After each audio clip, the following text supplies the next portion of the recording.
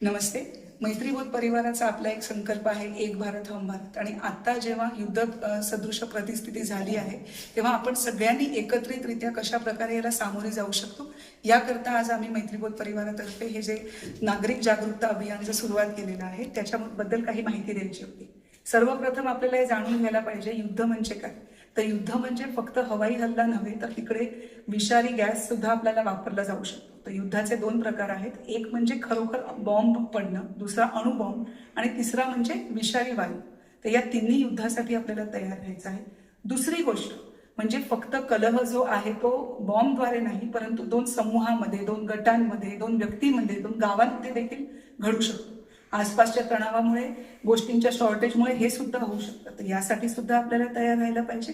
आणि तिसरी गोष्ट, जेव्हा ब्लॅकआउट असतो किंवा काही गोष्टी जेव्हा आपल्याकडे कमी होतात, तेव्हा आपोआपच माझ्यातील विघटक घटक आहेत, म्हणजे चोरी मारी किंवा एखाद्याला त्रास देणं, डाका घालणं, हे सुद्धा होऊ शकतं. तर सर्वप्रथम आपल्या सगळ्यांना आपल्याला एक माइंडसेट बदलायचं आहे की हे आता फिल्ममध्ये नसून, न्यूजमध्ये नसून माझ्याकडे सुद्धा होऊ शकतं. जर असं काही घडणार असेल तर कशा प्रकारे आपण याला सामोरे जायला पाहिजे, तर त्याचे 3 बिंदू आहेत. पहिला बिंदू म्हणजे आपल्यापर्यंत माहिती नाही तर योग्य माहिती पडली पाहिजे. आपल्याकडे जर योग्य माहिती असेल तर आपोआपच आपली तयारी संपूर्ण होते. आणि जेव्हा आपल्याला योग्य माहिती आहे, संपूर्ण तयारी आहे, तेव्हा आपोआपच आपण येणाऱ्या प्रत्येक परिस्थितीला सामोरे जाऊ शकतो. याच्यामध्ये 2 प्रकारच्या गोष्टी आहेत ज्या आपल्याला लक्षात ठेवायच्या आहेत. पहिली गोष्ट, मी स्वतः म्हणजे एक व्यक्तिशः मी काय तयारी करू शकतो, एक परिवार म्हणून मी काय तयारी करू शकतो, आणि गाव म्हणून मी काय तयारी करू शकतो.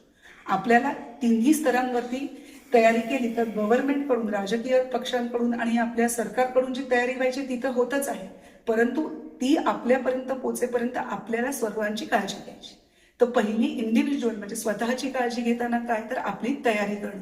आपल्या घरामध्ये जे काही आपले इम्पॉर्टंट डॉक्युमेंट्स आहेत, कागदपत्र आहेत, आपली आधार कार्ड म्हणा, आपले पॅन कार्ड, आपले बँकेचे अकाउंट, बँकेचे डिटेल्स, आपले 7/12 उतारे, ह्या सगळ्याच्या कॉपीज ज्या आहेत त्या आपल्याला इलेक्ट्रॉनिक फॉर्मॅटमध्ये स्कॅन करून, फोटो काढून आपल्याला ठेवायचे, जेणेकरून जरी त्या कधी गोष्टी बर्बाद झाल्या तरी सुद्धा तुम्ही त्याचा प्रिंटआउट घेऊ शकता. दुसरी गोष्ट, आपल्या ज्या काही बँकेची कामं आहेत ती लवकरात लवकर आपण संपायला पाहिजेत, कारण की कदाचित असं देखील होऊ शकतं की इंटरनेट बंद होईल.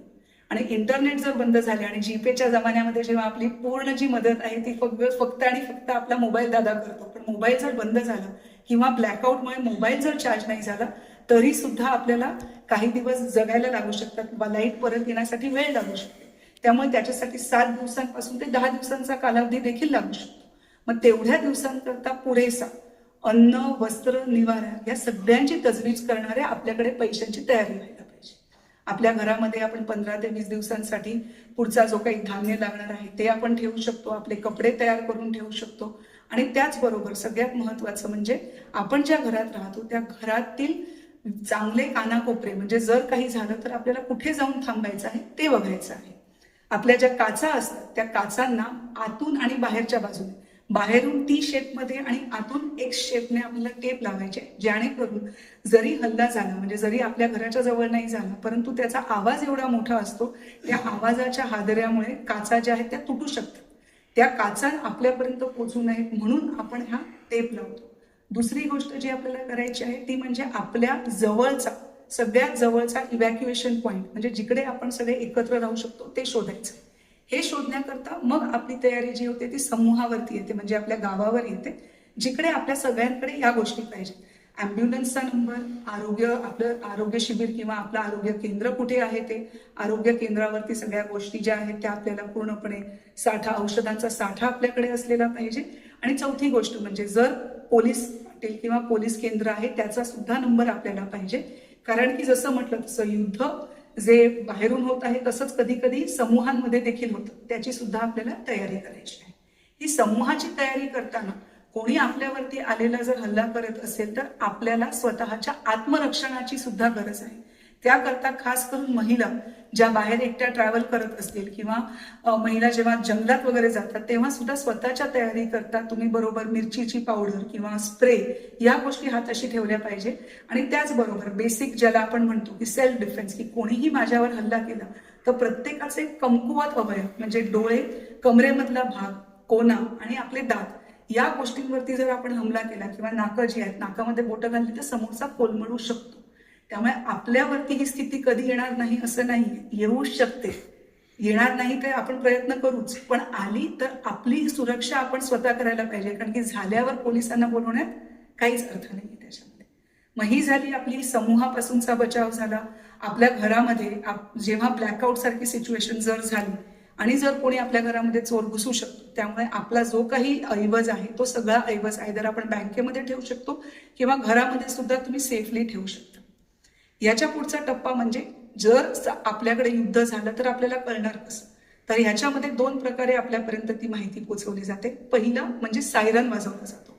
हा सायरन हवाई मार्गे सुद्धा होऊ शकतो किंवा आपल्या गावातील आपल्या शहरातील वेगवेगळ्या ज्या इम्पॉर्टंट इन्स्टिट्यूशन्स आहेत, एखादी फॅक्टरी, एखादं सरकारी ऑफिस, तिथून सुद्धा हा भोंगा वाजतो. आपल्यापैकी काही लोकांना आठवत असेल की 10 आणि 12 वाजता पूर्वीही वाजायचा. तर फॅक्टरीच्या भोंग्यासारखा हा भोंगा वाजतो. पहिला भोंगा याचा अर्थ असा नाही की हल्ला झालाय, याचा अर्थ असा आहे की काहीतरी होऊ शकतो. मग माझी जबाबदारी काय? तयारी तर मी ऑलरेडी केलेली. त्यामुळे भोंगा वाजला की जिकडे मी आहे तिकडून सुरक्षित ठिकाणी मला जायचंय. सुरक्षित ठिकाण आपण ऑलरेडी आयडेंटिफाय केलं. मी जर रस्त्यावर असेल तर मी माझी गाडी शांतपणे बाजूला पार्क करावी, गाडीतून उतरून गाडीपासून 7 ते 8 फीट लांब राहावं.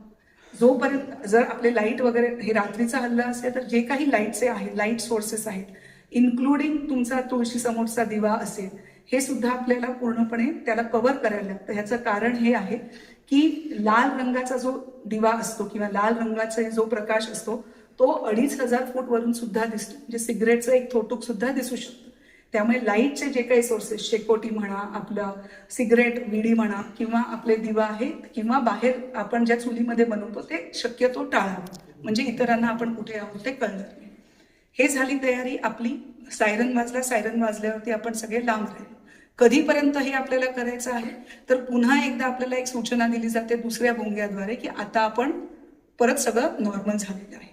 तोपर्यंत आपल्याला या सर्व गोष्टी करायच्या आणि करेक्ट इन्फॉर्मेशन, ह्या सगळ्या गोष्टी आपल्याला होतातच, परंतु सध्या सोशल मीडियामुळे आपल्याला ज्याप्रमाणे चांगल्या गोष्टी कळतात कित्येकदा आपल्यापर्यंत अफवा देखील पोहोचवतात. त्यामुळे आपल्याकडे एक माहितीचं खात्रीशीर सूत्र असलं पाहिजे आणि ते म्हणजे त्याची 3 सूत्र आहेत. मोबाईल जर बंद पडला किंवा इंटरनेट बंद पडलं तर 3च प्रकारे आपल्यापर्यंत योग्य ती बातमी येऊ शकते.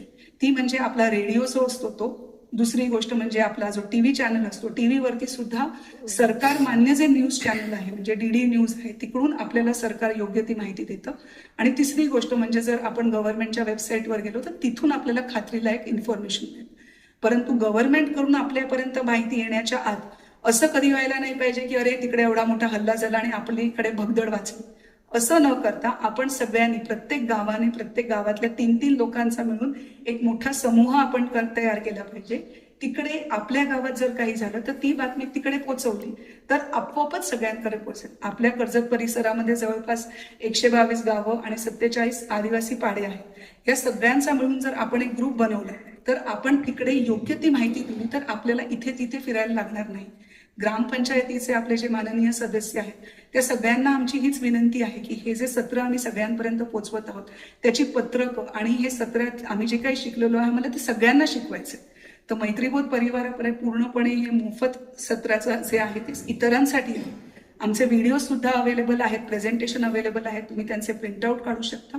पुढच्या काही वेळामध्ये आपल्याला फक्त एवढंच बघायचं आहे की आपला हे जो आमचा लोगो आहे एक भारत हम भारत, याचा अर्थ भारत सदैव एकच आहे आणि मी स्वतः भारत आहे. त्यामुळे सर्वप्रथम माझी जी जबाबदारी आहे ती स्वतःपुरती आहे. मी जर माझी काळजी घेतली तर मी माझ्या परिवाराची काळजी घेते, परिवाराची म्हणजेच गावाची. आणि असं प्रत्येकाने जेव्हा सगळ्यांची केलं तर आपोआपच आपला भारत जो आहे तो अखंड राहील. आपण सगळे एकत्र राहू आणि या काळातून सुद्धा आपण सुखरूपपणे पुढे जाऊ. आपला पूर्ण व्यवस्थावरती विश्वास आहे. आपल्याला व्यवस्था जी मिळणार आहे त्याच्यासाठी आपल्याला जोर द्यायची आणि सगळे एकत्र गेलो तर नक्कीच पुढे जाऊ. खूप खूप धन्यवाद.